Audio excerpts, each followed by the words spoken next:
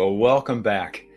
You've heard me talk about respite in residential care over the last two episodes, but there's one crucial piece I skipped, maybe the most important piece that makes everything else work better. So today, I'll share exactly what's helped our family, and that's adding structure to the parts of the day that tend to drift into unplanned downtime.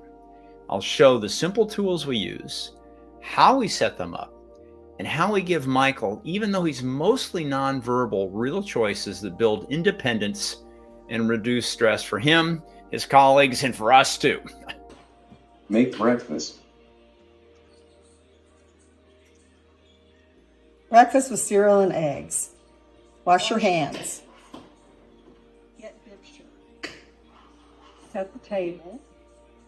Get one fork and one spoon. Get a cup. Get your cereal.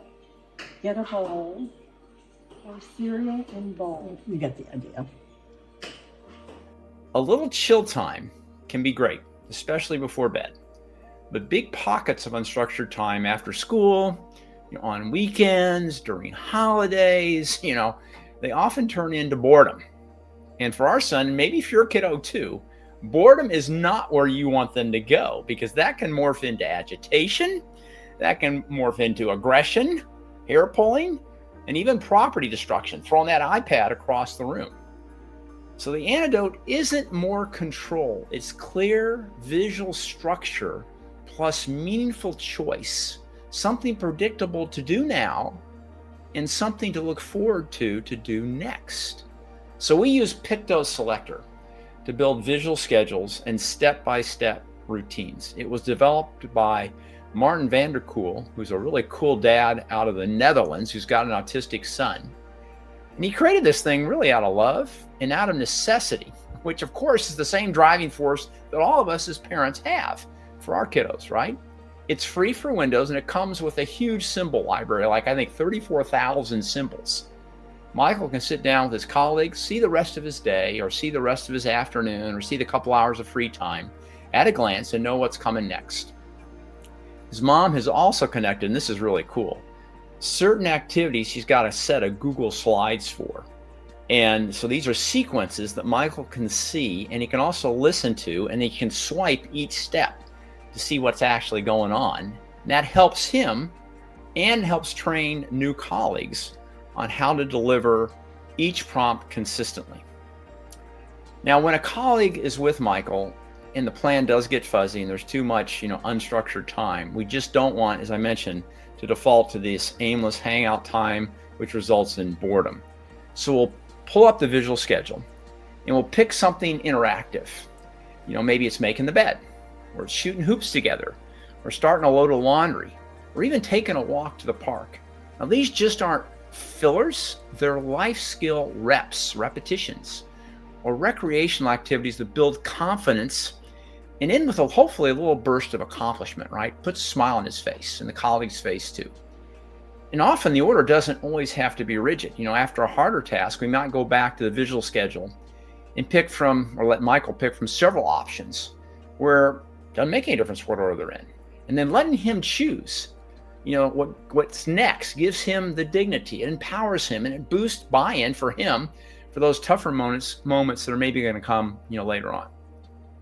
Now, we don't use Michael's iPad for his visual schedule, but there's some great apps out there. So here are four that are pretty highly rated that I want to at least mention to you to look at. The first one is Choiceworks. This is considered one of the best all-around schedule builders for the iPad. Like Picto-Selector, it offers schedule boards, plus it has waiting boards and feelings boards. You can attach your own photos, your own audio, your own video. You can manage multiple users and boards. It comes with preloaded image library, about 180 symbols to get you started quickly. The trade-off is that it doesn't have the 34,000 symbols that come with Picto-Selector, so you're probably going to need to import your own. Even though 180 images sounds like a lot, before you know it, at least in our case, you're going to need to add a few of your own that are specific to your son and your environment. It is a one-time paid app. I think there's a free light version, though, that you can try first. And there's also a nice add-on called Choiceworks Calendar. So if you want a full picture-based monthly view, give it a try. Number 2 is the First Then Visual Schedule HD. First Then Visual Schedule HD.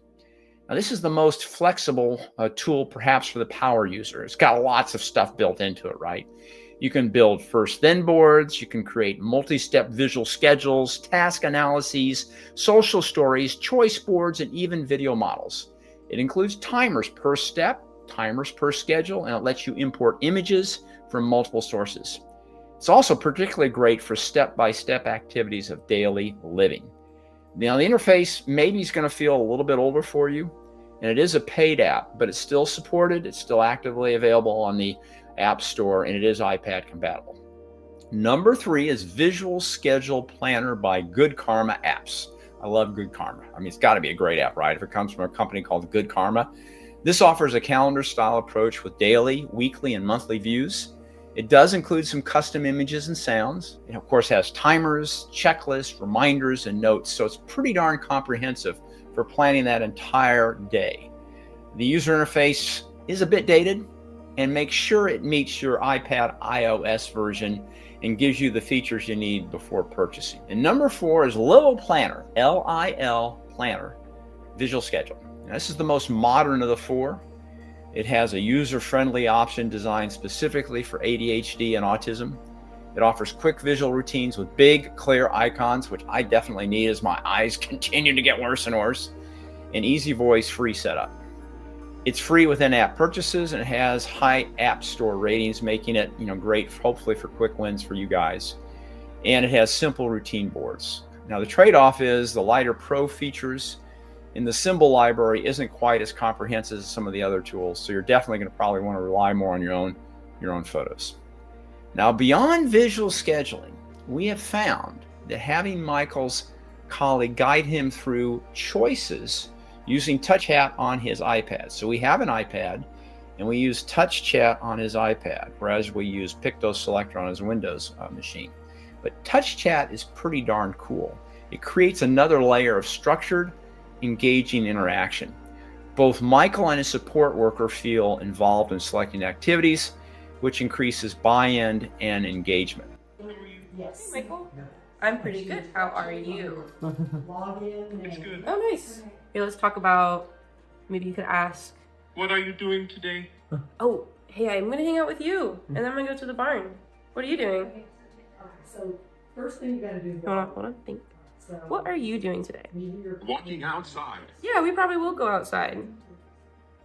I'm hungry. Okay, how about we talk about the schedule so we can Choose choose something, choose. like breakfast, okay? Let's keep this up. Do you, Okay, so you're gonna wanna listen? You should be Here, listen. Okay. Website. Tell me what you want. Start there. Hey, cereal. Yeah, cereal. Now, we'll pair a simple visual plan with relevant choices. And when Michael gets to make those choices, of course, he feels empowered and, hey, this is sort of cool, right? And then his behaviors tend to fall. That aggression tends to fade away. He's not being managed. He's being guided and respected with the way we use TouchChat. What we're really talking about here, in everything I've mentioned, is preparation, not just for respite or residential care, but really for independence and for self-advocacy. Every time our Michael successfully follows a visual schedule or makes a choice from structured options or completes a sequence of tasks, he's building, your kiddo's building skills that will serve them throughout their lives. So when they do have to go, or you want them to try a respite care program for a weekend, or maybe getting ready for residential full-time care, your child won't be starting from scratch. They're going to have the experience with visual supports, with structured routines, making choices within frameworks. These are all 3 of these skills are critical for success in almost any care setting. So in conclusion, to get our kids ready for respite or residential care, we really don't need programs, and we don't need the fanciest, latest AI tech, as much as I love AI tech. What we really need are predictable visuals, real choices and reps at home this week. Visual schedules shrink the unknown. Communication tools like TouchChat with multiple choices grow agency. And together they help our kids feel safer, more capable, and more themselves. Now, if today felt like a lot, I covered a lot of stuff in a very short period of time, just start tiny. Pick one app and add just one routine at a time. Limit the number of choices you create and create those little small successes. And then those wins stack. And with every small step, you're building the confidence your child and your future respite or residential team will really lean on. So you're not behind, you're building, and you're not alone. So thank you for listening. If you found today's episode helpful, please share it with other families who might benefit.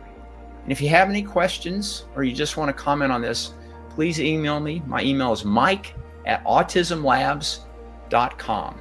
Autism Labs is all one word. So until next time, take care of yourselves and take care of each other too.